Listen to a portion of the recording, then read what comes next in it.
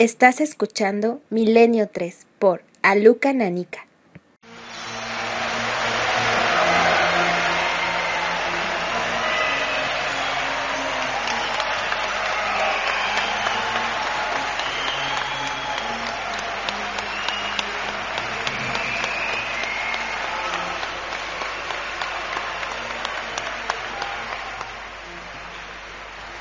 Bueno, así suena la más antigua capital de Galicia, así suena esta noche mágica para todos los amigos milenarios. Llevamos ya, como solemos hacer siempre que aterrizamos, siempre que posamos nuestros paneles de contacto con la Tierra, llevamos ya pues más de una hora, Carmen, buenas noches. Buenas madrugadas, Iker. Disfrutando, muy buenas madrugadas, Lugo. Disfrutando muchas mucho, gracias. de verdad. Qué cariño. Así suena Lugo, Así suena Lugo. Qué cariño Y ya de la gente. deciros, hasta me hacen mensajes luminosos de fondo. Me recordaba la alerta 2004 eso. Una vez más, pues un aforo se queda completamente repleto. Me informa Curro Serrano, nuestro compañero que hace que todo esto ruede, que hay gente fuera, o ha estado gente fuera, incluso con lluvia. Yo quiero también mandar un abrazo, un aplauso a esa gente que incluso viniendo de muy lejos se ha quedado fuera. Se ha quedado fuera, pero hay que decirlo, se ha quedado fuera, pero forman parte de esta gran nave del misterio. Nadie los excluye, ni mucho menos. Sabemos que estando ahí, están con nosotros, están viviendo a través de pantallas gigantes. Es alucinante cómo se moviliza la gente. Si os contase anécdotas de este viaje a Lugo, de la pasión que nos ha mostrado la gente, la buena gente de esta tierra, sería increíble. No en vano, claro, yo tenía incluso algún apunte, que nunca tomo apuntes, pero estaba... Me han hecho un regalo ahora mismo, ¿sabes? Bueno, nos han hecho un regalo maravilloso de unos libros que yo voy a devorar, porque otra cosa no, pero libros sí que tenemos. Y me enteraba de Lucus Augusta o Lucus Augusti, fundada más o menos en el 14 o 13 antes de Cristo. En esto, como todo, puedo estar metiendo la pata porque cada cronista y cada historiador tiene su teoría. La más antigua capital de Galicia. Lucus, que podía venir de bosque sagrado, no es casualidad que estemos aquí, o de Lug, el dios celta Lug, dios de la luz. Son dos elementos que a mí me gustan, ¿verdad? Bosque sagrado y dios celta de la luz. No está nada mal la conjunción para estar esta noche. Una ciudad donde han pasado muchas civilizaciones, cuna de culturas. Hay quien dice que quizá menos conocida que otras capitales de Galicia. Yo no estoy de acuerdo. Aquí se respira la historia, aquí hemos vivido bonitas escenas junto a la muralla. Aquí tenemos a don Alberto Granados en algún punto de esta ciudad que nos querrá mostrar la otra cara, la que también hay que conocer, la que está ahí, la que puede motivar a muchos milenarios. Y sobre todo estamos en una ciudad que ha sido cruce de pasiones, de almas, de suspiros, también imagino que de reyertas, peleas, como todas las grandes ciudades y culturas, y que también ha dejado su pozo de misterio, su pozo de cosas que no se han contado quizá bien o que hay que investigar profundamente. Hay que decirlo, no todos los días se hace un programa de Milenio a estas horas intempestivas que viene el reloj, 1:43, nuestro compañero Julio Hernández y Chumi Rodríguez llevándolo todo, vamos, como un reloj para que esta nave del misterio sea como os merecéis, pero hay que decirlo, una gran ciudad como es Lugo, para mí es un placer tener ni más ni menos, os pido, porque ha sido clave de verdad para que esto salga adelante y que se enteren los 800.000 milenarios que ahora conectan con Lugo, es el alcalde, el señor alcalde, que me va a hablar de misterios. ¿Es posible? Un aplauso, por favor, para él.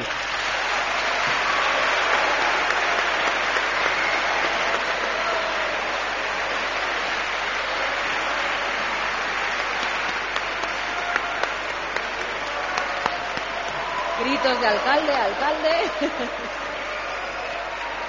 Vamos a ver si el alcalde emerge de entre las sombras para colocarse. Igual, digo, a última hora, mi amigo el alcalde se ha venido abajo y dice que no quiere subir aquí a Milenio, No puede ser. José Clemente López Orozco, bienvenido, amigo, muchísimas gracias por tu presencia. Muchas gracias a vosotros por haber aceptado la invitación y hacer el programa desde nuestra ciudad, os lo agradecemos. Y nosotros de corazón, además, hay que decirlo, que nos hemos encontrado ahí detrás y me dabas esos libros de misterio, y me decías, mira Iker, bueno, hay muchos misterios en Lugo que vamos a intentar desbrozar, pero había uno incluso que yo lo he comentado antes en el previo, ¿verdad? Por familia yo tengo un apego muy grande al arte, y me hablabas de arte y de misterio. Me gustaría conocer eso también. Es una capilla, vamos a llamar, misteriosa, ¿no? No sé qué decirte, no sé si capilla, si iglesia, si una preiglesia. Dice algún historiador que fue el sitio donde Prisciliano tenía sus acólitos. Santa Eulalia de Bóveda es una preciosidad. Santa Eulalia de Bóveda. Y es todavía un misterio hoy para los historiadores. Se han reunido siempre historiadores, los más importantes de Europa, y no han encontrado todavía una solución sobre el origen, el motivo, el porqué, el para qué de esa capilla precristiana que se encuentra en nuestro ayuntamiento, en una parroquia de nuestro ayuntamiento. Y hay incluso, iba a decir mosaicos, ¿no? Frescos. Hay frescos, sí. Que todavía están por catalogar. Están catalogados, se pusieron en valor. Se hicieron algunas obras de restauración no muy bien hechas. Ahora se intenta hacerlas bien para que perdure para siempre, porque además se encontró de casualidad a principios del siglo pasado.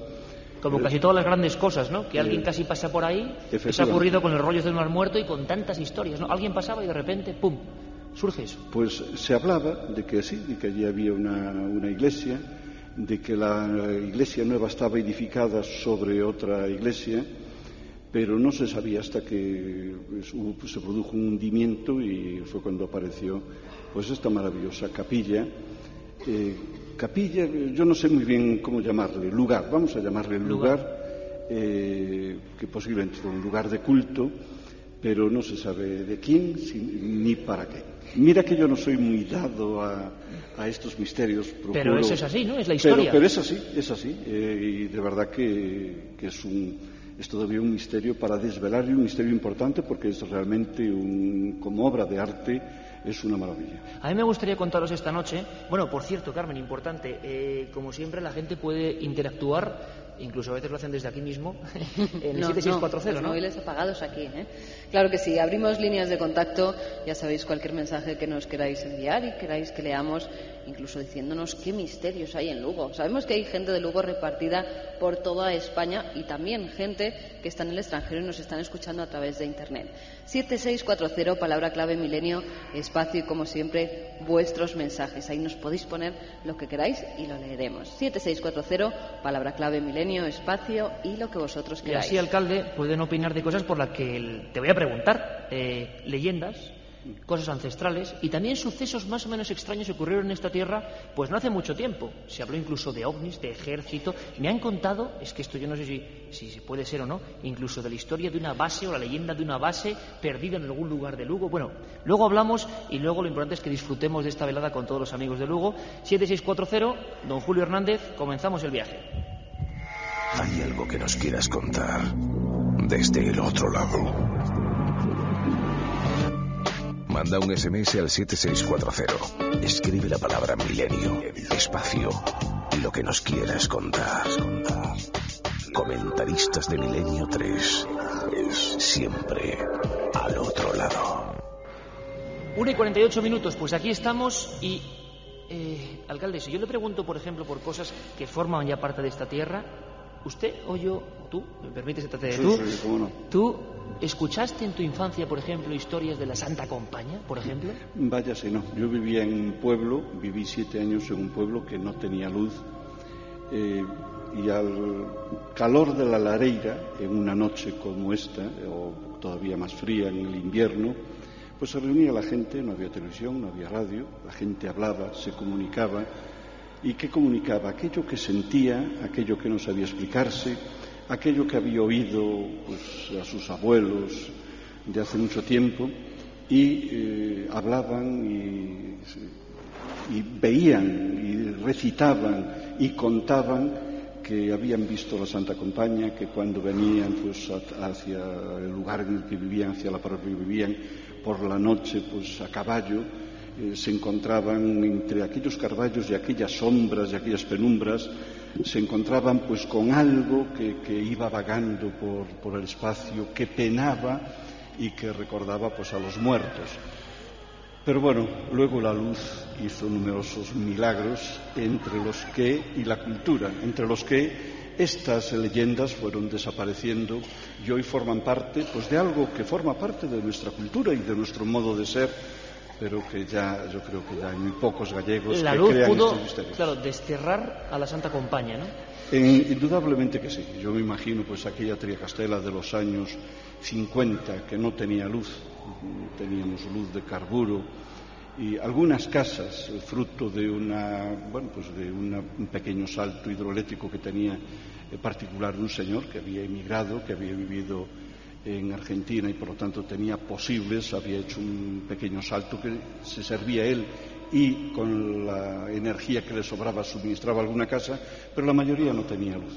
Vivíamos con la luz de carburo, con la luz que daba pues la lareira, pero nos comunicábamos, hablábamos, la gente, pues eso es lo que hacía, transmitir esa tradición oral que era una forma también de cultura, ¿no? Y que hay que conservar porque es antropología pura, no se puede olvidar. Efectivamente. Lo que ocurre, alcalde, yo aquí sí que voy a ser un tanto crítico en el sentido de que yo creo que sigue habiendo gente que ha visto fenómenos difíciles de explicar, no sé qué son, y gente de verdad de toda condición y cultura que todavía en este siglo XXI, siglo XX-XXI, han visto cosas. Y esta noche podemos entrar en un buen debate, además, porque vamos a tener también esas personas. Personas que, bueno, esta tarde, en la comida que hemos tenido con los compañeros de la cadena SER, una compañera, Loli, yo recordaba una de tantas historias. Yo voy a contar un pequeño secreto. Hace unos 12 años recorrí la Galicia más interior haciendo un reportaje bastante distante, por cierto, de la realidad y mito de la Santa Compaña. Y lo que me sorprendió es que mucha gente, a la que no podemos suponerle tampoco un afán por teorizar, sin querer en estos temas, en algunos puntos concretos, que además algunos curiosamente coincidían con algunos cruceiros, que es un tema que también la gente debería conocer, un arte precioso, muy desconocido, fuera de Galicia. Y los petos de ánimas. Eso. Petos de ánimas. ¿Podríais contarnos a la audiencia de toda España qué es un peto de ánimas? Pues es una obra hecha por canteros de lugar, es decir, por lo tanto, no ningún cantero oficial, no nadie estudiado, sino canteros que con sus propias manos hacían un pequeño altar para poder rezar a las ánimas, a las almas de los fallecidos, poder depositar alguna moneda, alguna limosna, para que el penar de estas almas fuera el menor posible y pudieran irse rápidamente a los cielos. Y hay auténticos petos de ánimas que se están recuperando muchos. Aquí en el Ayuntamiento de Lugo tenemos uno en La Tolda, lo digo porque igual hay vecinos de Lugo que no lo conocen, que es una preciosidad. Peto de ánimas. Peto de ánimas, sí. Bueno, pues, alcalde, yo te digo de verdad que ha habido gente que dice que ha visto cosas y gente de la que no podemos dudar. Y hasta tal punto llega esa dicotomía que a mí me encanta de, la cultura, la información tiene que despejar viejos mitos, sobre todo si son opresivos, ¿no? Si hacen que la gente tenga miedo. Pero algunos parece que sobreviven. Y Loli Alvariño, esta tarde, subdirectora de la cadena SER aquí en Lugo, a mí me sorprendía contándome una historia que yo cuando estaba aquí comiendo digo, en Lugo voy a hacer varios fichajes, te voy a incluir porque me has contado la escena del ambiente sin luz donde se contaban estas historias. Bueno, pero Loli esta tarde me contaba una de esas historias que también serían para dramatizarlas, ¿no? Yo le contaba varias cosas de presagios de muerte, que creo que es algo que también entronca perfectamente con la cultura de este pueblo, ¿no? No solo la presencia de los difuntos, quizá, decía algún historiador, solo en Galicia y en Egipto sería comparable. La pasión, fascinación o claridad sobre las cosas del otro lado. Gente que había visto presagios, ¿no? O sea, ocurría algo y parece que eso era una señal de algo. Seguramente puede haber casualidad, puede haber deformación, puede haber sugestión, pero vamos a hablar con Loli. ¿Os parece? Loli, creo que estás por ahí. Vamos a ver si surges también de la penumbra. Aquí está subiendo. Le pido un aplauso, por favor, nuestra compañera en la SER. Porque además el debate siempre puede ser enriquecedor y ver las posturas y ver las cosas que ocurren. Vamos a ver si no hay ningún problema, porque por allí hay una oscuridad. Ponte allí, Loli. Porque me contabas una historia. Yo te voy a contar primero lo que te contaba a ti. Gracias por estar aquí en esta mesa. Y precisamente en un ambiente como ese que contaba el alcalde, ¿no? Pero un caso que por desgracia la señora ya murió, que a mí me impresionó mucho grabándolo allí en Galicia. Primero porque yo me preguntaba, ¿esta gente por qué nos cuenta esto si tiene mucho más que perder que ganar, ¿no? ¿quién se presta a hacer una declaración cuando mucha gente, sobre todo en un entorno rural, va a decir, bueno, ¿cómo cuenta usted esto? Y era la historia de una procesión, peto de ánimas, una procesión de ánimas. Esto ocurría en la zona interior de Pontevedra. La persona creo que tenía en aquella época unos 6-7 años, Josefa, y con su madre en mitad del bosque, pues ven lo que es la formación típica, ¿no? El arquetipo que tantas veces ha quedado grabado en esos petos de ánimas. Una hilera de figuras que va vagando, y parece ser, esto ya es los pocos casos que yo conozco de gente que diga, yo lo vi, no es un tío de un tío, sino que yo lo vi, una persona viva delante.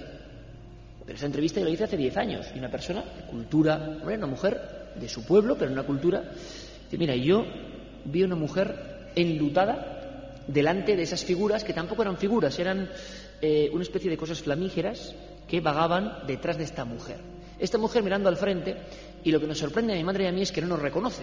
Viene de frente y no nos reconoce. Ellas se esconden, año 1946, se esconden y ven que esta mujer va vagando hacia la entrada del pueblo.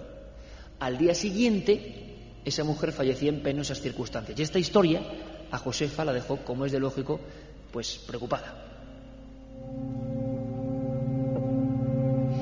Y yo, como el alcalde y como tanta gente, tengo que pensar que el 99% de estas historias son explicables y tienen un germen que tiene que ver con eso, con el entorno. Evidentemente no nos encontramos casos de Santa Compaña en plena Castilla, donde todo es plano y visible, y sí en Asturias, Galicia, en zonas boscosas, donde cualquier miedo puede acechar, ¿no? Tenemos poco tiempo, pero sé que lo vas a contar como me lo has contado antes. Hay una cosa, aunque luego si quieres seguimos, Vale. Hay una cosa que le dabais un nombre, ¿no? Que igual fuera de Galicia no entendemos. Cuéntame. El nombre que le damos en Galicia, concretamente en Terrachá, en Cospeito, es facha, que yo creo que significa algo así como antorcha. Antorcha. Facha es el nombre gallego. Cuéntanos tu historia. Yo era muy pequeña, tenía como 10, 11 años. Venía en un mes de agosto, en un anochecer, con mi tía, de ver a una persona que acababa de llegar de viaje. Y estaba oscureciendo y en medio de un monte, justo en una encrucijada, yo vi que venía una luz muy potente, miré al cielo, era una luz muy potente y con una estela muy larga, y esa luz cayó encima de una casa. Mi tía no me dio ninguna explicación, solamente me dijo que en ese momento que rezáramos un Padre Nuestro, cosa que a mí me extrañó. Yo era pequeña, recé el Padre Nuestro y llegué a mi casa, claro, y se lo conté a mi madre. Y le dije que había visto una estrella fugaz, porque para mí era una estrella fugaz. Caía sobre algún punto. Caía sobre una casa determinada del pueblo. Una casa aislada, además, imagino. Una casa aislada en medio de la aldea. Y entonces mi madre me dijo que, bueno, a ver si había suerte, porque eso era una facha y quería decir que en esa casa se iba a morir alguien. Por desgracia, al día siguiente, por la mañana, se murió la señora de la casa en un accidente. Bueno, me lo has contado en un minuto, ha sido precisa, total. Me dijiste que fuera rapidita. Sí, perfecto. Porque te puedo preguntar, en un accidente, o sea, no por enfermedad, no era una persona... No, en un accidente laboral concretamente. Y hablamos de nombres y apellidos de personas perfectamente identificables. Sí, claro. ¿Y cómo se te queda el cuerpo? Bueno, pues yo era muy pequeña, cogí miedo y pedí que no quería volver a ver nunca más aquella cosa. Y de hecho no la volví a ver nunca más. Porque me dio mucho miedo, porque claro, aquello significaba algo malo, algo trágico, y nunca más volví a ver nada. ¿Y en el entorno familiar te dijeron...? En el entorno familiar mi madre me dijo, bueno, esperemos que no ocurra nada malo, porque eso quiere decir que a lo mejor se muere alguien en esa casa. Y efectivamente, al día siguiente por la mañana, una persona de 42, 43 años, en un accidente laboral, se murió en esa casa. ¿Recuerdas, imagino, como si fuese hoy, aunque ha pasado tiempo, la imagen de esa centella, ese lo que sea? No se puede olvidar, imagino. No te puedes olvidar. Además, es que volaba muy bajito, casi por encima de nuestras cabezas, y justo se fue a esnafrar contra el tejado de esa casa. Y en ese momento desapareció. Alcalde, ¿y con esto qué hacemos? ¿Esto qué es? Pues bien, es un hecho que relata muy bien Loli. Muy bien. Pero pero que, bueno, puede ser fruto de la casualidad. O quizá tenga una explicación futura que ahora no conocemos. También puede ser, es decir, eso yo también lo acepto. Es decir, hay muchos acontecimientos, muchos fenómenos, tanto naturales como humanos, que no se pueden explicar con los conocimientos que hay hoy y que dentro de unos años igual se pueden explicar, ¿no? Bien, a mí me deja, de verdad, me deja sin palabras. Cosas. No, me deja más bien frío porque yo en el verano suelo ir a un sitio precioso muy cerca de Sanxenxo en el mes de agosto a ver cómo caen pues todas las estrellas fugaces, y veo cómo caen, y alguna pues cae encima de alguna casa, y estoy seguro que no sucede absolutamente nada. Alcalde, nos vamos ya a las noticias. ¿Estás un poco más con nosotros? Sí, encantado. Seguimos aquí en Milenio 3, gracias.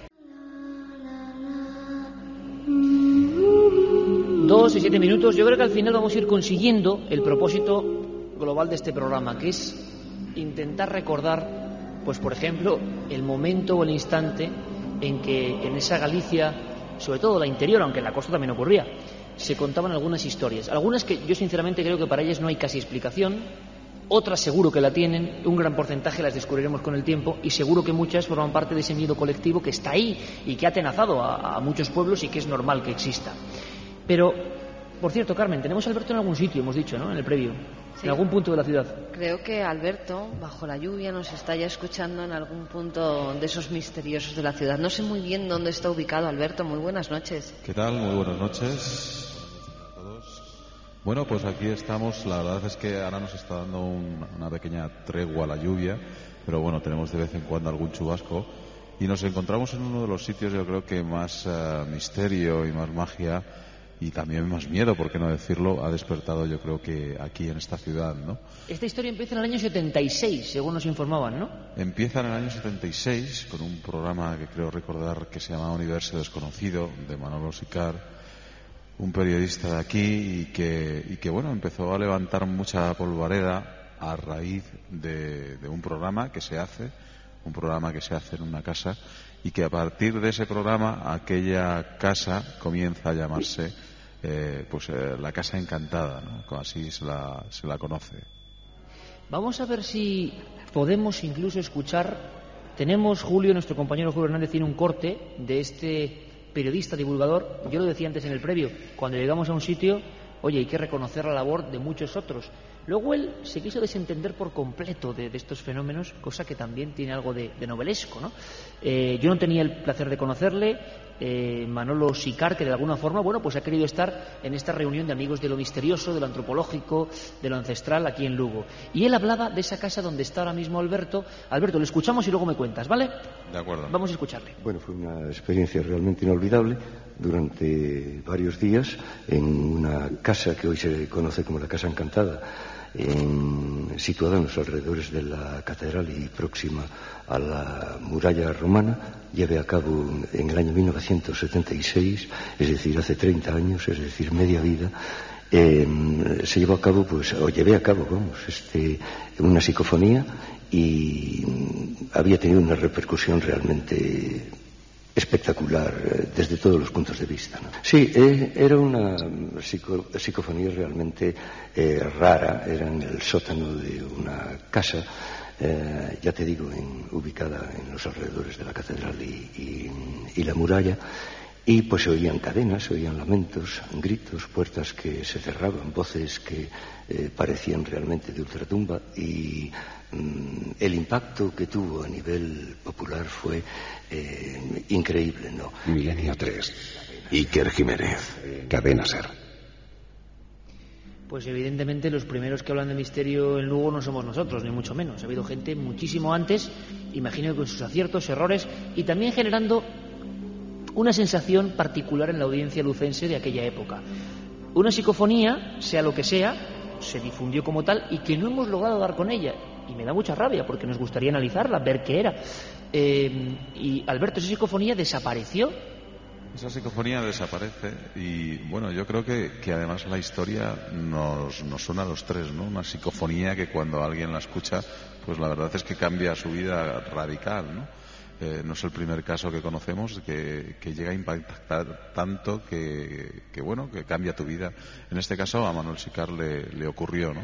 Aquella psicofonía, él decía que era pues horrible, que eran unos sonidos bastante inquietantes, y la verdad es que a él le cambió la vida y a muchas personas. ¿Te pasa algo? Porque te escucho hablar raro. No. Es el frío que hace. Es el frío. No puedo casi. Ese otro misterio que también nos atenaza, como una ¿no? psicofonía. Claro, casi, yo estaba diciendo, este hombre está pasando algo, porque... Tengo la mandíbula congelada totalmente, o sea... ¿Pero estás dentro de la casa en este momento o no? No, esa casa... Bueno, hay varias versiones. Unos cuentan que la casa es el actual vicerrectorado, otros dicen que son justamente la casa que se derrumbó para llevar a cabo unas excavaciones que aparecieron tiempo después. El alcalde me asiente con la mirada. Unas excavaciones... Unas excavaciones donde se descubrió el templo de Mitra. ¿Templo de Mitra? Unas excavaciones muy importantes que ahora, con un convenio, vamos a poner en valor. Van a empezar las obras dentro de pocos días y ahí se van a recuperar, se van a dejar ahí esas excavaciones de dos épocas distintas de la historia de Lugo. Y el templo de Mitra era el templo, creo recordar, de los soldados, de los soldados romanos que vinieron aquí. Y entonces, bueno, pues puede ser que el alma de algún soldado romano quedará vagando, y Manolo Sicard, que es un tunante de primera, un premio Ondas, por otro lado. Año 80, ¿sí? Seguro que hizo algo aquella noche y le cantaron las 40, seguro que sí. Enfadó a lo que había allí. Efectivamente. Además, lo curioso es que sí que hay una relación, que esa sí que no hay duda, entre por lo menos yacimientos funerarios o yacimientos arqueológicos y leyendas de fenómenos extraños alrededor de estos lugares, y España está llena. ¿Y vas a ir a esas excavaciones, Alberto, o vas a poder verlas o vas a poder enseñárnoslas? ¿Estás ahora mismo en ellas? Ahora mismo en la muralla, frente a la catedral. Tengo aquí abajo esas excavaciones. Y bueno, pues veo lo que fueron los restos de aquella casa, ¿no? Y además, por ejemplo, hace un ratito nos contaba una persona que de pequeño se colaba en esa casa, y que fueron muchos los chicos que se colaron también, pues, o para hacer psicofonías. El hecho es que fue bastante importante en la época, y la verdad es que muchos chavales y mucha gente acudió a aquella casa encantada. Luego hablamos también, me lo vas a describir con más detalle, pero hablamos también de otro, yo no sé, rumor, que cuando vinimos a hacer el programa nos hablaron de ello, incluso de, en un punto concreto de Lugo, la historia de una base como camuflada. También hay que comentarla para ver si alguien sabe algo. Luego conectamos, Alberto. De acuerdo. Por cierto, no nos olvidamos de la gente que está fuera y de lucenses que escriben, pero de todo el mundo, ¿eh? Sí, la gente que está fuera, además, mensaje directo para Curro: abre a porta que somos pocos y vai moito frío. Ya sabes, Curro, a ver si los podemos... El hombre de la puerta. A ver si podemos que entren, que ya son los últimos. Venga, os estamos viendo en directo desde la fila 5. Sois mejor en directo, incluso seguid así. Pues bueno, muchísimas gracias. Amigos, gracias. Pero los móviles apagados. Me gustaría saber la realidad de la casa de Montenegro en Lugo. ¿Se realizaba la misa negra? Casa de Montenegro, no sé si estamos hablando de lo mismo. Sí, hablamos de es el mismo lugar, o sea que tiene una leyenda ya potente. Vale, pues luego lo vamos a analizar. Cerca de Lugo tenemos el misterio del antiguo manicomio de Vilapedre, hoy casa de turismo. También nos hablan de un cementerio donde se ha construido un hotel encima, que al parecer estamos durmiendo en él. Sí. ¿Ah, sí? Vaya, hombre, no tenía el mejor sitio. Los gallegos, gallegas, no tenemos miedo de la Santa Compaña. La cultura de la muerte está tan integrada en nuestras vidas que convivimos con total naturalidad. Mañana os envío una psicofonía y fotos de Santa Eulalia de Bóveda. No dejéis de ir a San Antolín de Toques, nos dice Iñaki Carmona. O sea, gente que, donde nos decía el alcalde la historia de estos frescos, que desde luego hay que descubrir, y ahora ya hablando muy en serio a nivel histórico, qué es lo que...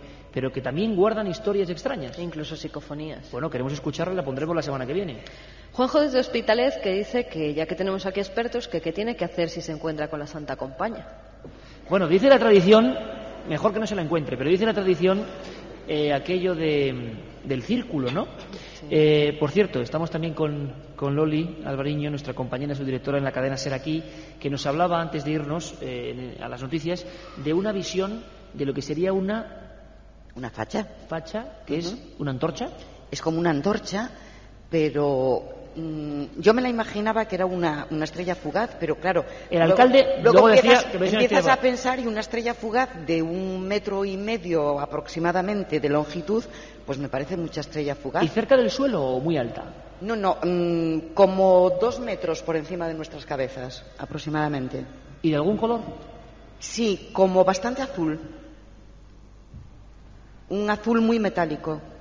No sé si alguien ha visto algo parecido en alguna ocasión, en algún lugar. Claro, aquí la gente tiene mucho rubor a levantar la mano, pero luego ya veríamos. Yo estoy seguro que más de una persona... La única atrevida soy yo, ¿eh? Eso seguro. Y el que cuenta las cosas es valiente, y eso desde luego va a misa.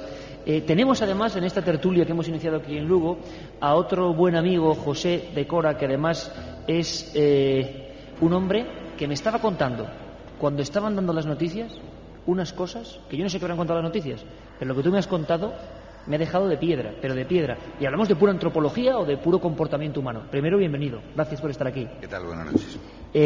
Me contabas la historia de unos lugares muy concretos, lugares de poder, de muchachas que iban... Bueno, cuéntalo tú, porque me has dejado... Y que grabasteis un corto para intentar también mostrar esta realidad, ¿no? Sí, es una adaptación a los tiempos modernos de lo que puede ser la explicación al comportamiento que se producía alrededor de determinadas capillas donde se llevaban a personas, generalmente muchachas jóvenes entre 15 y 18 años, a celebrar determinados ritos para conseguir su curación. Durante mucho tiempo este ritual y estas curaciones se consideraron más o menos mistéricas y esotéricas, y hoy podemos decir que tenían una justificación y una razón científica plenamente clara. Vamos a ver, en determinadas edades en las mujeres y en determinadas edades en los hombres se produce una insatisfacción, bien de carácter sexual o bien de carácter de crecimiento por falta de determinadas hormonas o determinada crecimiento corporal que no existe en ese momento, o satisfacción sexual, como decimos. Una serie de frustraciones en el ser humano. Frustraciones psicosomáticas perfectamente catalogadas hoy por la ciencia médica, que provoca en determinados individuos la ingesta de pelo, es decir, la tricofagia. El propio individuo en esos momentos de trastorno pretende salvarse o pretende aminorar el sufrimiento que padece mediante la ingesta de pelo. El pelo es un elemento que el estómago humano no puede digerir, como no puede digerirlo el estómago de las cabras monteses, que es de donde empieza a estudiarse todo este fenómeno. En el estómago se forma una piedra que se va formando a través de la acumulación de la ingesta continuada de pelo, hasta formar pelotas, piedras de tamaño muy considerable. Si se deja prolongar la costumbre de la tricofagia, es decir, de seguir ingiriendo pelo, pueden llegar a formarse bezoares de 1 o 2 kilos, como hay casos, sobre todo, hay algunos registrados en Internet, en Chile concretamente, que es un refugio donde ocurren estas cosas. ¿Y esto ocurría en Galicia? ¿De qué época estamos hablando? Estamos hablando del siglo XX. ¿Siglo XX? Siglo XX. ¿Y estas niñas, con estas insatisfacciones, por motu propio? Evidentemente hay una serie de personajes. Bueno, la Iglesia siempre está metida en la solución de conflictos, y a lo mejor no exactamente con métodos más o menos científicos, sino intentando llevar, claro, el ascua a su sardina. Y la sardina en este caso es solucionar el problema médico que tenían estas chicas. Picadillo, que fue un alcalde de La Coruña, gran escritor gastronómico, por otra parte. Muchas mujeres de Galicia, al casarse, recibían el libro de cocina de Picadillo durante muchos años, porque traía unas recetas muy fáciles de hacer y muy ricas. Bueno, pues este señor, que aparte de ser alcalde de La Coruña y todas estas cosas, es testigo en Santa Eufemia de Arteixo de un ritual de botaros sucios. Es decir, botaros sucios es ir allí, llevar a la persona enferma que se tiene en casa. Vamos a imaginar a una muchacha de 15 años, 17, con trastornos psíquicos, físicos cada día más evidentes, porque su bezoar, es decir, su piedra de pelo, va creciendo en el estómago, le va impidiendo alimentarse, le va produciendo trastornos considerables, cada vez mayores, y saben que la peregrinación a determinados lugares, como puede ser la capilla de Santa Eufemia de Arteixo, le va a venir a curar. Entonces, mediante la ingesta de determinados productos, que no se sabe muy bien cuáles podrían ser, pero hay que pensar que sea un emético, es decir, un producto mediante hierbas que produce... Que se administraba en la capilla donde iban. Que se administra bien por el cura, bien por el sacristán, en el entorno de la capilla, y mediante una sesión de exorcismo, es decir, de llevar a esa persona al límite de una catarsis, ella se libera finalmente vomitando, y si tiene éxito, vomitando la piedra que tiene dentro. Por eso le llamaban botar o sucios. Os sucios eran ese mollo de pelos que salía en el vómito, y que no era más que la acumulación de sus propios pelos que iba comiendo durante años posiblemente, y que iba formando esa piedra. Allí el lenguaje que se utilizaba normalmente era decir que esa piedra, que esos mollos de pelos, era el diablo, o eran los diablos que se le habían acumulado. Y nada más lejos de la verdad. Eran los diablos psicosomáticos, los diablos que le estaban haciendo su mal. Lo normal a partir de ese exorcismo es que esa mujer, liberada ya de su peso y con un crecimiento corporal de distinta índole, posiblemente también relacionado con la celebración de romerías y de fiestas que tenían lugar en la propia capilla o alrededor de la propia capilla, encontraba mozo, tenía relaciones sexuales plenas, satisfactorias, o casi, o lo que fuera, y se olvidaba absolutamente de ese proceso que había pasado, gracias a asistir a una sesión de exorcismo en una iglesia, en una capilla. Puedo asegurar que es de las historias más alucinantes que yo he escuchado, que es antropología pura, y Carmen tiene ya en su pantalla algunas imágenes, pues sí, que son francamente desagradables, de esas acumulaciones. Es un misterio humano real que, claro, yo pensaba que eran historias muy antiguas, ¿no? Pero que hasta el siglo XX se mantuvieron aquí. En Galicia. Y posiblemente se sigan manteniendo en lugares donde de difícil comunicación, donde la insatisfacción sexual puede estar más manifiesta en estos casos. También se dan los dos grupos de edades donde se produce la tricofagia, es en niños entre 3 y 6 años y chicas entre 15 y 18 años. Nunca uno deja de aprender cosas. Tricofagia es un tema que yo desde luego no conocía, pero el misterio también de los comportamientos humanos, ¿no?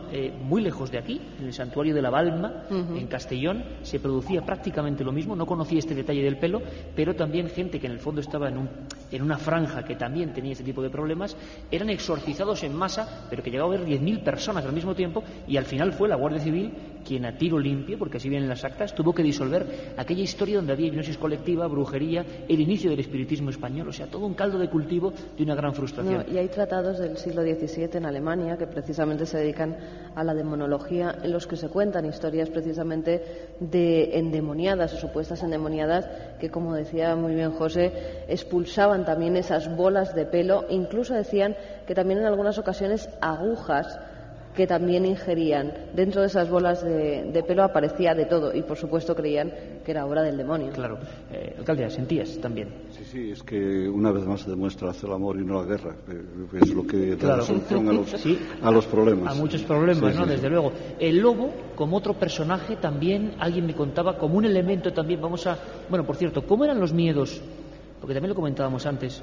Claro, yo no me puedo poner en esa piel, porque no lo he vivido, pero en ese pueblo sin luz, cuando contaban las historias concretamente de los aparecidos, de los que vienen del otro lado, de los que han dejado un mensaje por contar, de los que vienen por algo, y muchas veces en la antropología por venganza, la maldición de la Santa Compañía, que a nivel popular dice que, claro, como te encuentres muchas veces al niño que porta el palo encendido, el hueso o el caldero, tú, como un zombi, vas a dar esas rutas por la noche, casi convirtiéndote en un muerto viviente.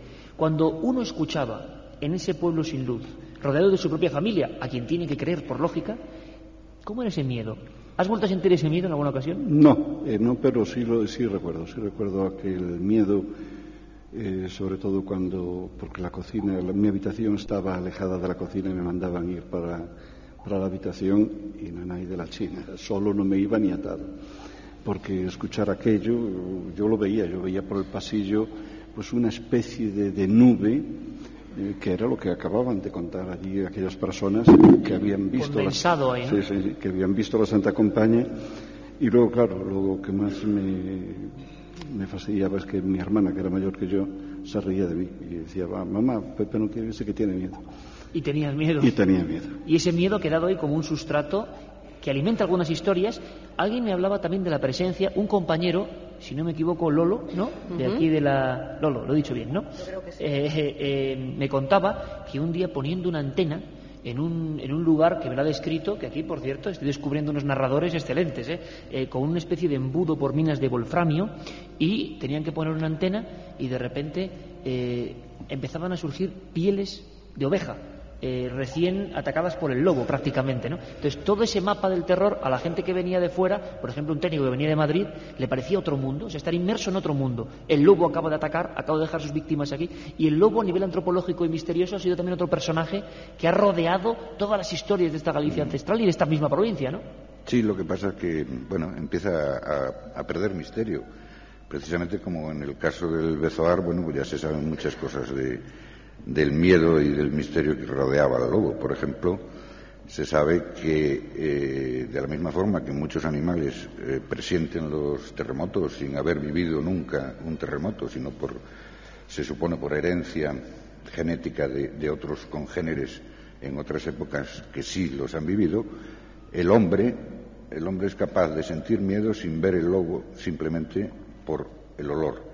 El olor del lobo transmite el miedo ancestral que el hombre, no solo el hombre gallego, el hombre que ha convivido con lobos de la misma forma que el africano que convive con comedores de hombres, que son allí leones, tienen miedo al león simplemente en el momento de olerlo. ¿Te puedes creer, José, que esta mismo que estás contando exactamente lo estaba contando yo en la comida? Historias que me contaban aquí de Galicia, ¿verdad? Sí. Y que algunos exploradores del África profunda, claro, es ver al lobo sin verlo, sentirlo, ¿no? Sentirlo, saber que quizá a lo mejor muchos de ellos ni saber que está el lobo detrás, sino que hay un peligro que se está amenazando a pocos metros, porque si le llega a su pituitaria el olor del lobo, es que el lobo está a 10 metros como mucho, ¿no? Es muy intenso, eso es la verdad, es muy intenso, muy desagradable, muy profundo. Yo recuerdo haberlo leído en una ocasión y te queda para toda la vida. Es una... Y una asociación siempre maligna, ¿no? En el fondo, con el lobo como un enemigo durante mucho tiempo. Aunque en principio no tiene por qué haber un peligro especial. Puede ser, por ejemplo, en la visita a un zoo.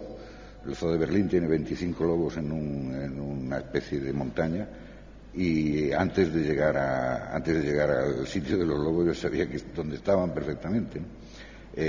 Por el tremendo olor intenso a no sé, algo a lobo. Yo voy a hacer una pregunta muy breve. El lugar, tú antes hablabas de tu aldea, Cospeito. Sí. Si os digo a cada uno, por la circunstancia que sea, el lugar de Galicia que identificáis para siempre con ese misterio, con esas sensaciones, el que más os impresiona. ¿El lugar de Galicia? Sí. Yo no sé por qué el Caurel, pero no sé por qué. Pero no te pasó nada. No me pasó nada allí, no. Yo la Puebla de Caramiñal, donde un viejo marinero me contó allá en los años 63, 64, cómo su hijo, que estaba en la guerra civil o incivil, el día que lo mataron, él tuvo la sensación. Vaya puerta que abres ahí, alcalde, ¿eh? Las sensaciones de personas que ven que alguien muere a kilómetros y kilómetros, y te contaba que lo estaba sintiendo. Que lo estaba sintiendo, y entonces me lo contaba a mí en voz baja. Yo era un niño de 13, 14 años, y me lo contaba a mí en voz baja porque su familia no quería que se lo contase a nadie, porque no le hacían caso. Y a mí me impresionaba, y fue algo que me dejó siempre impresionado, porque ver la cara de aquel señor mayor y llorando porque sentía la muerte del hijo, y además dice que aquello era repetitivo, que siempre que se producía la fecha de la muerte del hijo, siempre había algo que le recordaba, un golpe, algo que le recordaba pues aquel nefasto día cuando le comunicaron que su hijo había muerto y él lo había sentido aún sin saberlo.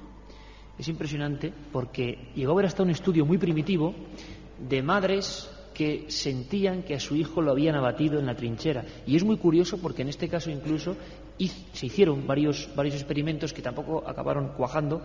Y además ahí sí que es verdad que no había bandos en el sentido de que todas las personas, cuál fuera su situación, su encontronazo en la guerra, sangrienta como pocas, pues habían sentido. Entonces yo recuerdo a un profesor que me dijo un día: yo no creo en los videntes, yo personalmente no creo en los videntes, yo tampoco, de los que, claro, se convierten en personas que te leen el futuro como semidioses, pero sí creo en la evidencia, en que alguien en un momento concreto de su vida pueda sentir algo, sobre todo una madre, un hijo, padre, un hijo, los gemelos, evidente, y que eso está ahí, y son hilos que no están bien descritos y que nos comunican. José, ¿tu lugar predilecto o el sitio, el punto del mapa? Me vas a permitir dos. Venga. Costa da Morte, porque empieza y termina todo allí, y Lugo, porque empieza y termina todo allí. Lugo tiene tela. Tiene mucho. Tiene mucha tela. Pues voy a pedir que te quedes un poco con nosotros, y como vamos a recibir a más amigos, pido un fortísimo aplauso para Loli y para el alcalde. De verdad que ha estado sensacional.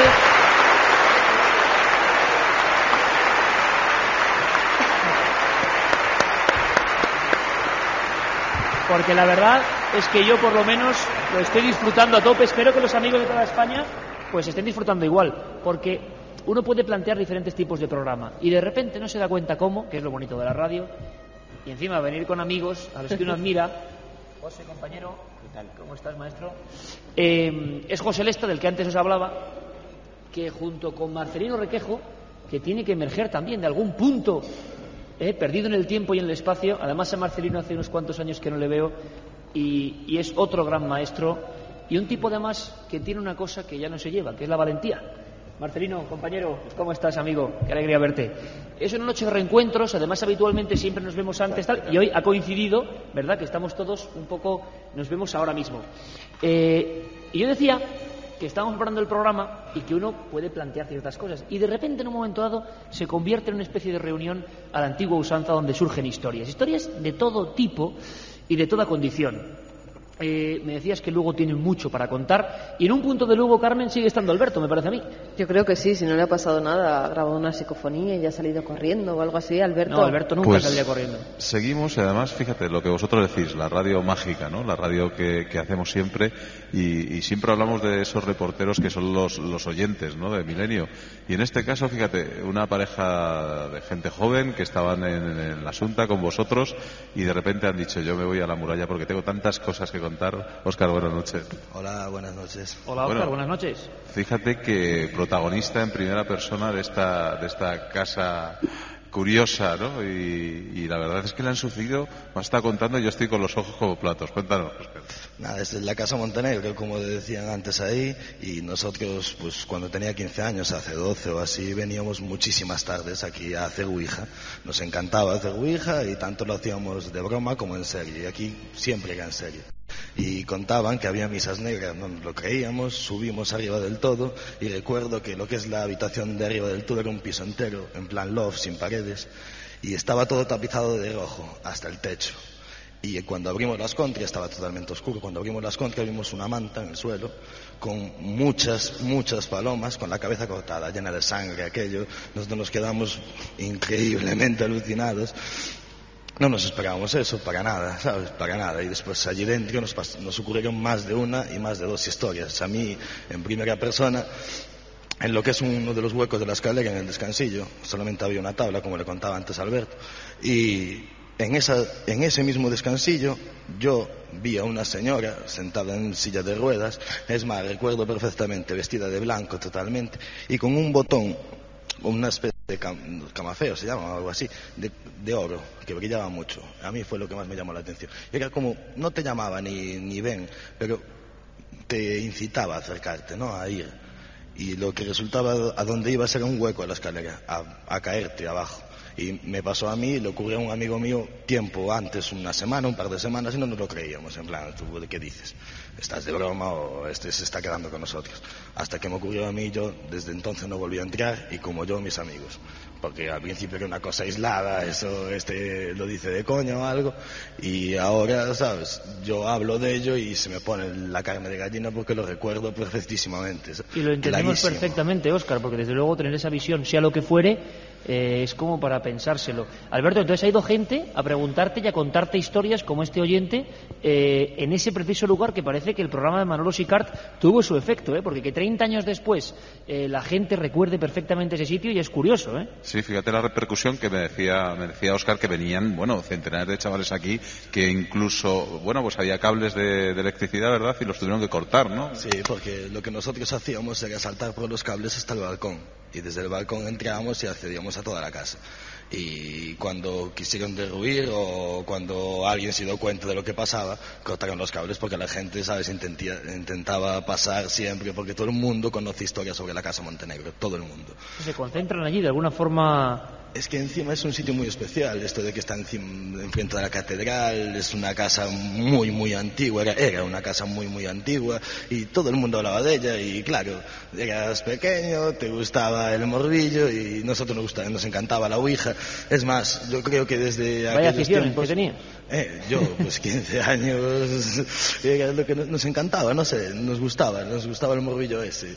Y desde aquella ocasión, cuando me pasó esto en esta casa, yo fue cuando dejé de... Ya no volviste. Oye, Óscar, pues te agradezco mucho, muchísimas gracias, amigo, por estar ahí a estas horas, que sé que no tiene que ser el mejor lugar por el frío. Alberto, que está solo aquí, hombre. No, por hacerle compañía. Oye, Alberto, no te puedes quejar. Por cierto, luego me cuentas, Alberto, eso del rito concreto de Mitra que había allí, que a mí me ha dejado con cierto interés, y volvemos a conectar. Un abrazo, compañero. Venga, hasta ahora. Milenio 3. Iker Jiménez. Cadena Ser. Bueno, 2:37 y estamos ahí con José Lesta, que nos ayudó, el reportaje inolvidable el que hemos visto en el previo del Caminante de Boisaca, gran expediente X gallego donde los haya, Bueno, José. yo me emocioné ahora al verlo, la verdad, ¿no? Yo también. Recordaba todo Yo también, de verdad. Lo que trabajamos, ¿no? Y lo que luchamos eso, y de verdad que yo me lo pasé muy bien, la verdad. Y fue algo increíble. Yo no había tocado el caso, lo conocía, pero no me había acercado a él, y realmente cuando te acercas te das cuenta de todas las extrañezas que tiene. Porque en un principio la tendencia es decir, bueno, era un niño abandonado, un niño, y luego es todo más complicado, Cuando estás allí en el trozo de tierra baldío, todo el mundo dice que efectivamente los restos quizás están en el osario, ¿no? O la fosa común. Sin embargo, nosotros pudimos hablar con el enterrador y él nos decía claramente, esa persona sigue aquí. Y veías ese hueco de tierra entre las dos lápidas que hay ahora. Impresionaba, la verdad es que sí. Hablamos, para quien conecte ahora, que está escuchando toda la gente de toda España, es un clásico, ese muchacho atropellado en el 88 por un tren, el Rías, nunca sé si es el Rías Bajas o el Rías Altas. El Rías Altas, que tiene una actitud muy extraña y que al final también su físico es extraño, dientes más o menos afilados, orejas planas, y que se convierte en un misterio porque nadie sabe quién es. Y empiezan las investigaciones. Y sea lo que fuera, porque evidentemente este es un fenómeno de carne y hueso, o sea, no hablamos de nada sobrenatural, pero misterio policial hasta el fondo. Y en el premio has podido ver esas imágenes. Marcelino, compañero, ¿cuánto tiempo? Bienvenido. Me alegra mucho verte, que Igualmente, lo sepas. Por cierto, quiero que entremos ya al grano, porque mira, he escuchado unas declaraciones que le hizo Alberto Manolo Sicart, este hombre que hizo un programa, yo no lo conocía, en Lugo, me parecía, durante muchos años, ¿no? Sí. Bueno, y hay una cosa que digo, aquí Marcelino y José Lesta me tienen que echar un cable, porque a ver qué contó este hombre, si esto es verdad, pues bueno, no sé. Bueno, ahora me cuentas, José, que veo que tienes ganas de decirme algo. No, yo aviso porque igual salimos esposados de aquí. Pero bueno, creo que sé por dónde va, Iker. Creo que sí. Hombre, no creo. me tenemos eso, hombre. No creo. Tenemos venia del alcalde, o sea que bien, no pasa nada. Entonces no hay problema. Bueno, además aquí las opiniones son libres, cada uno. Además lo curioso es que a mí me impresionó, me dijo Alberto, este hombre me ha contado una historia que además tiene que ver con una zona, si no recuerdo mal, próxima a Friol, que a vosotros os significa muchas cosas, porque fue la raíz o por lo menos epicentro de aquel fenómeno extraño que al final nunca hemos sabido qué era, de la llamada oleada OVNI en Galicia. Vamos a poner ese corte, Julio Hernández, compañero de Manolo Sicart. Opináis lo que queráis y luego nos cuentan nuestros amigos. Fue en el año 1978, una base que es secreta, total y absolutamente nadie sabía nada. Yo llegué a meterme en este asunto porque varios vecinos del Ayuntamiento de Friol, esta base militar está situada en Teijeiro, pertenece a Friol, en la frontera entre Lugo y A Coruña, en un monte que se llama Monte Campel, uno de los más altos, y en la parte de Galicia, y en la parte alta pues había una construcción que con el paso del tiempo descubrí que no estaba en la superficie, sino que había 7 pisos, etcétera. Bien, pero yo me dediqué a investigar este asunto porque los vecinos de la zona hablaban de cambios de color en el cielo alrededor de la base, terremotos, ciclones que efectivamente ocurrieron, luces extrañas, etcétera, y fue cuando realmente me dirigí a dicha base y quise saber lo que había. Después de haber esperado un tiempo, me dicen que allí no hubo esos días descargas subterráneas, no estaba muy bien protegido, los soldados con metralleta, era hispano-norteamericana la base y la llevaban, ellos decían que era una base de telecomunicaciones, ¿no? En ese momento trabajaban sobre 150 personas y había un helipuerto, un gran helipuerto. Hubo un momento en el que realmente consideré que tenía que parar, ¿no? Y que tenía que pasar otra cosa y había ido en algunas cosas demasiado lejos, etcétera, etcétera. Ahí estaba el documento, la opinión de este divulgador de estos temas. Me hubiera encantado que hubiera estado aquí con nosotros. Tú decías lo de las esposas, ¿no? Sí, bueno, después de oír esto, yo creo que queda claro, ¿no? Hoy se ha quedado corto, ¿eh? Hay cosas que no ha dicho. Sí. Pero, o sea, ¿no es una leyenda urbana? No, yo he hablado con él en varias ocasiones y la verdad es que se jugó el tipo entonces porque lo llamaron de Capitanía de La Coruña y le pararon los pies en seco. Aparte de que el gobierno militar, a quien luego también le llamó la atención al principio porque subía muy a menudo allí y pusieron la disculpa de que entretenían los centinelas y etcétera, etcétera. Él sabe muy bien que es, y yo también, que es cierto lo que está diciendo. Y además lo curioso, Marcelino Requejo y José Lesta, y Marcelino hace 10 años fue el principal motivador de toda una investigación que yo creo que ya a través de Internet no dio la vuelta a España, sino al mundo. Y fijaos, es curioso porque nos ha llegado un teletipo ayer precisamente, de que centenares de vecinos de Tacoronte, en Canarias, han vuelto a encontrarse, sea lo que sea, nosotros siempre corremos un tupido velo, pero con el fenómeno OVNI, o luces en el cielo, que además es muy curioso porque ha afectado a un sinfín de electrodomésticos de todo tipo de la zona. Esa es una noticia que os doy hoy que pasó ayer y que mañana profundizaremos en ella en Milenio de 1 a 3. Bueno, pues centenares de testigos en Tacoronte. Y había dos opciones, una que hablaba de ovnis en el sentido clásico, y otros que hablaban de que evidentemente, precisamente había movimiento militar por la visita de los reyes y que algún inhibidor de señal habría provocado esos fenómenos. Pero sea como fuere, Friol, que se ha mencionado en esas declaraciones que hace Manolo Sicart, fue epicentro también de todo aquello que se llamó oleada gallega de visiones de ovnis, 300 y pico casos, provincia de Lugo como principal. ¿Y la gente qué pasa? ¿Que si los ovnis son invenciones ya no se inventa nada o qué pasa, Marcelino? ¿Que ya se dejan de ver? No, ahora ha habido una sequía bastante grande en los últimos 4 años, pero realmente en la oleada del 96 se produjeron más de 250 casos, aparte de los que salieron después, que te enteras después, ¿no? Realmente el epicentro fue Friol en concreto, porque se produjo, aparte de la Illa en Orense, al sur de Orense, en la frontera portuguesa, se produjo en Lugo un desembarco, entre comillas, de humanoides. Parece ser que había 8. ¿De seres o de figuras asociadas a un fenómeno, no? De seres. Ya sé que estas cosas cuesta creerlas, pero bueno, afortunadamente tuve una confirmación oficial, militar por supuesto, que la tuve, de que aquello que había pasado en Friol había sido cierto. La tuve un año después. Por tanto, a mí no me cabe la menor duda de que José Manuel Castro decía la verdad de lo que había visto. Primero, porque por casuística comparativa, ese hombre no tenía por qué saber determinados detalles que estaba contando respecto a otros casos que se han producido en otras partes del mundo. Era completamente imposible que, dada su posición cultural, lo supiera. Completamente imposible.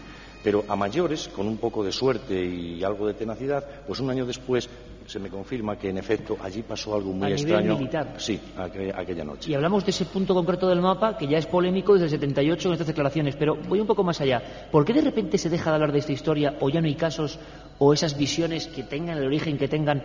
La gente deja de hablar, los periódicos dejan de hablar, las televisiones dejan de hablar, deja de haber casos, y entre el mes de noviembre más o menos o del 94 todo empieza en las Gándaras, ¿no? En un cuartel militar, si no me equivoco, sí, con varias fotos, ¿no? Sí, empieza con algo curioso, ¿no? Y es que varias fotos son publicadas en El Progreso, ¿no? en el diario lucense.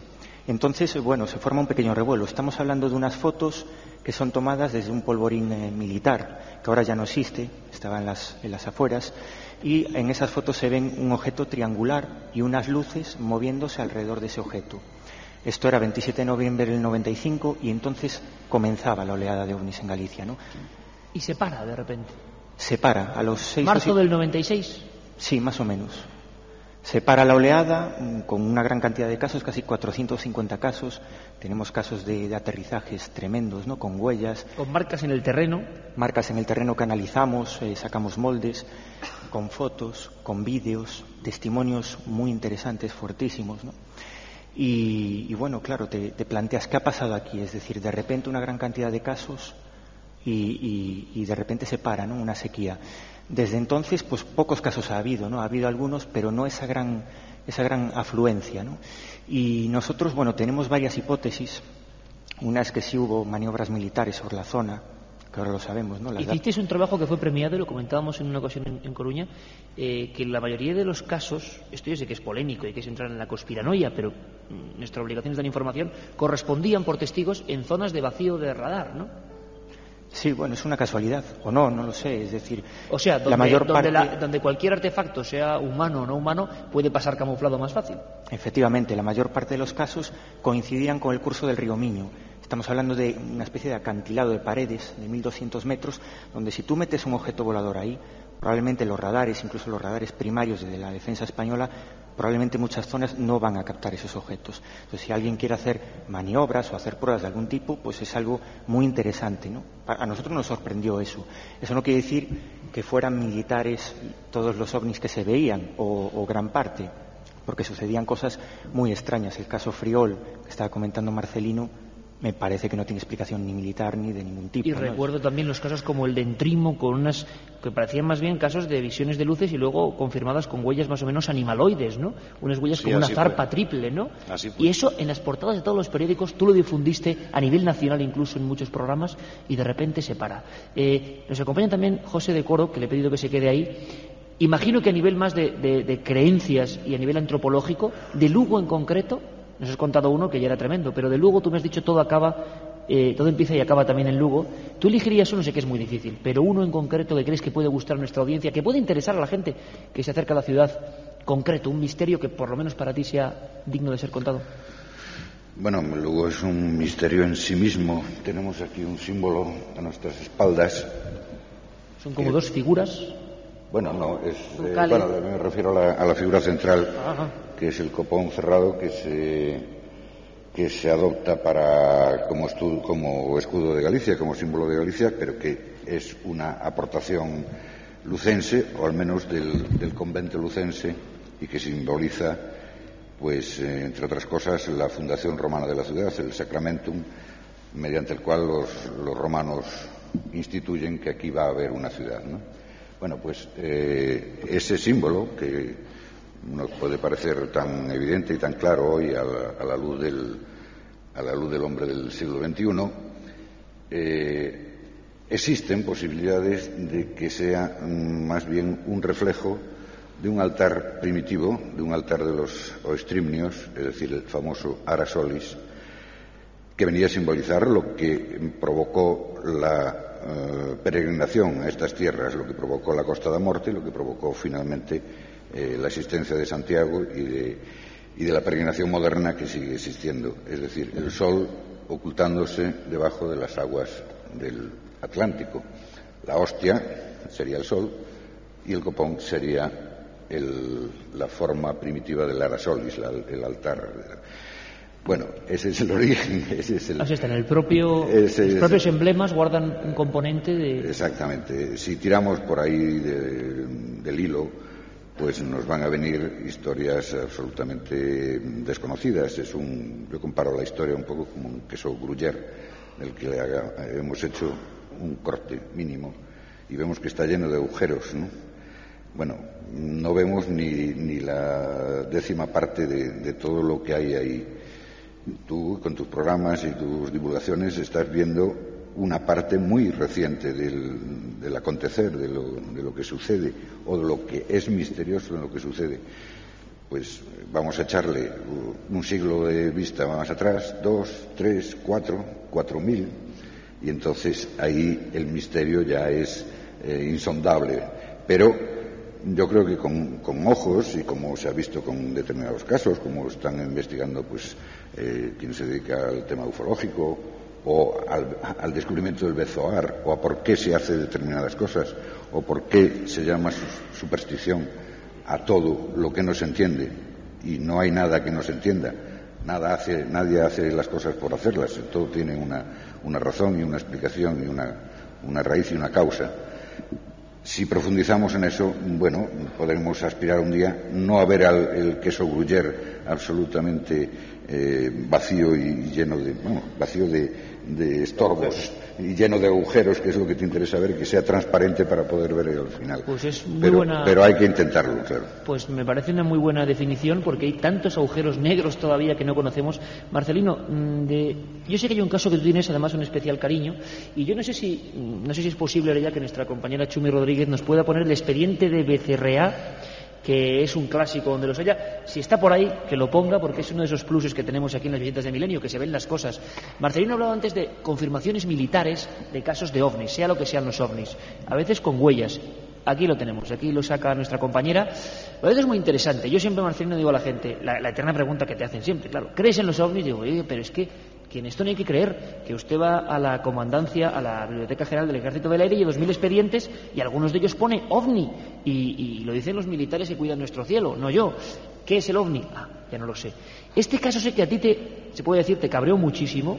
Sí, esta historia. Esto es una tomadura de pelo. Que ocurrió, estamos viendo ahora mismo en pantalla, confidencial, desclasificado, Ministerio de Defensa, es uno de los expedientes, ocurrió en el año 69, si no recuerdo mal. El 2 de abril del 69 en Becerrea. Exactamente. Provincia de Lugo. Sí. Y un hombre describe algo que él describe como una nave, no como un objeto, una luz, ¿no? Lo describe como una nave espacial tripulada. Así son las palabras que pone en la carta que manda a la Subsecretaría de Aviación Civil, que entonces dirigía el general Pombo, que era de Sarria. Y él tenía un buen amigo, un teniente coronel también en la subsecretaría, y automáticamente a esa carta, que lleva fecha 5 de abril, él tiene el avistamiento el 2, la carta es fechada el 5 desde Ferrol, y la envía a la subsecretaría de Aviación Civil a ese amigo suyo. Y ese amigo suyo se la pasa al Ministerio del Aire el día 22. Y lo curioso es que si observan bien la carta, lleva fecha 15. Y si observan dónde está puesto ese 1, no coincide con la máquina de escribir, que yo me enteré de qué tipo de Olivetti se trata, por un experto, y me dice que ese 1 no lo llevaba esa máquina de escribir, y que ese 1 es de otra máquina de escribir y está fuera de la línea de margen de escritura en el folio. Resumen, y se puede comprobar. Marcelino, Diego, tejemanejes ahí. Claro, y el caso se le pasa al Ministerio del Aire, digamos que con 22 días de retraso. No 22 exactamente, pero sí 16. Y no se sabe por qué. Lo curioso es que cuando se desclasifica este asunto, al final, cuando se hacen las conclusiones, como en otros, que nunca se debieron haber desclasificado, porque si son secretos que afectan a la defensa nacional, así deberían haber quedado. Esta nave tenía forma de uso, de misil, ¿no? Sí, más o menos. Tenía una forma como una bala. Como una bala. Y el tamaño aproximado que le da es de 2-3 metros, pero visto en una distancia de 800 metros desde la carretera. Había otros camioneros que vieron lo mismo también, como pudimos enterarnos después. Juan José Benítez hizo también una segunda investigación sobre esto muy interesante. Pudimos saber incluso quién era el testigo, aunque ahí se había tachado el nombre. Pero yo a lo que iba es a que en la conclusión final dice que podría tratarse lo que vio del reflejo del sol en una roca granítica. Esto ocurrió el 2 de abril a las 8 de la tarde. Y cuando ocurrió, íbamos adelantados solo una hora respecto a la hora solar. Por tanto, es muy fácil de hacer la investigación o el cálculo sobre la posición del Sol en ese momento. Es decir, hacía media hora que el Sol ya se había metido por el horizonte. Pues mal podría reflejar en una roca donde no las hay, precisamente, que no hay ni una, que son todo praderas peladas. Que en el sitio donde pone que es la roca no hay rocas. Ni una. Además se puede comprobar incluso hoy en día porque no es terreno rocoso. Eso no pertenece a una zona de aluviones o procedente de una morrena de un glaciar, no. Es montañoso, pero es una zona que está completamente llena de praderas, y así lo estaba en el 69 porque él la describe en la propia carta, el testigo. Y afirman que podría tratarse del reflejo del sol en una roca granítica. Bien, pues no solo estaba el sol debajo del horizonte desde hacía media hora, sino que cuando hacen la conclusión final dice, por la misma razón no puede descartarse que las apreciaciones del testigo hayan sido objetivas y exactas. Es decir, las apreciaciones del testigo es que vio una nave espacial tripulada. Pero que me digan a mí que hacía una nave espacial tripulada, que el propio Ministerio del Aire reconoce, en el único documento desclasificado que reconoce que era un ovni, en el único, y dado el testigo que era en la época se le trató muy bien, que me diga que hacía una nave espacial tripulada posada en el suelo en Becerreá, en el campo do Árbore, en la zona de Furco, el 2 de abril del 69, cuando el hombre norteamericano todavía no había llegado a la Luna. Pues la verdad es que yo imagino que no hay muchas respuestas posibles, ¿no? Es un objeto físico, estamos hablando de un objeto físico. Con Marcelino o con José Lesta podríamos hacer no uno, y hemos tenido ocasión de que cuando Milenio ha llegado a Galicia hemos contado con ellos.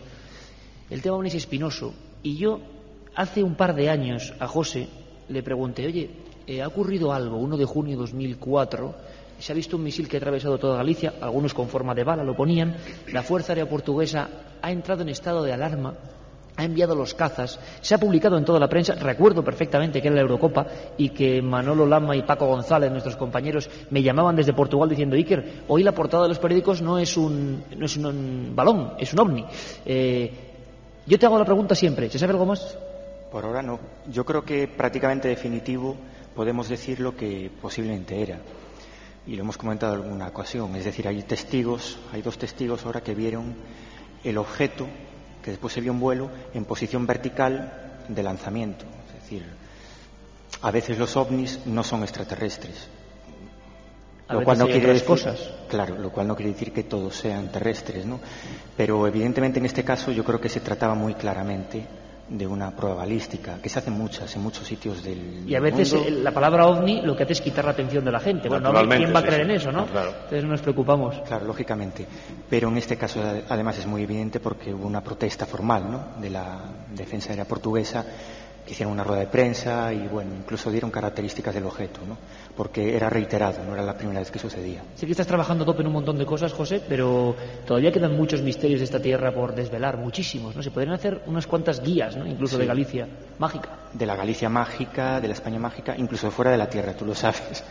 Hay muchos enigmas que tocar, ¿no? Pero sí, Galicia es, yo creo que, bueno, tú vas por cualquier corredoira, le pegas una pata de una piedra y es un poco exagerado, pero puede aparecer un petroglifo, es decir, la posibilidad... Grabado en la piedra. Sí, es decir, que yo creo que está bastante inexplorado todo, ¿no? Se están haciendo muchos trabajos y hay gente muy buena que ha hecho muy buenos trabajos, pero yo creo que queda aún mucho por hacer, ¿no? No solo en los castros, sino en muchos sitios de Galicia que están por explorar. Hay que hacerlo, José, hacerlo con toda la positividad del mundo. Marcelino, uy, no tenemos tiempo casi, te contaban también muchas historias. ¿Has pasado el miedo que nos contaba el alcalde? Ese miedo ancestral que se queda ahí un poco como recuerdo, oyendo historias de este tipo. Oyendo historias en alguna ocasión, investigándola también en alguna ocasión. También, ¿me lo contarás algún día? Algún día, cuando paso quieras. a paso.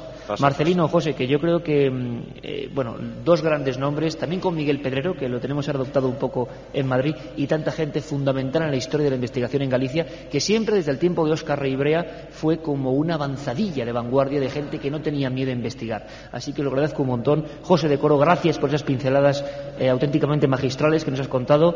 Y Carmen, nos vamos diciendo quién es el equipo que ha hecho toda esta noche posible, ¿no? Pues tenemos al equipo técnico Curro Serrano a la cabeza, Chumi Rodríguez, Julio Hernández, Rafa Meneses, Juan Meneses, Alberto Romero, y de Radio Lugo, Julio, presidente del Consejo de Administración, Olga Beberide, directora, Loli Alvariño, la subdirectora, Lolo Bello, el jefe técnico, y Noemi Vázquez. Gracias a todos, gracias también al Ayuntamiento por habernos invitado a Lugo. Amigos de Lugo, hasta un futuro regreso. Gracias por vuestro cariño. Muchas gracias por esta noche.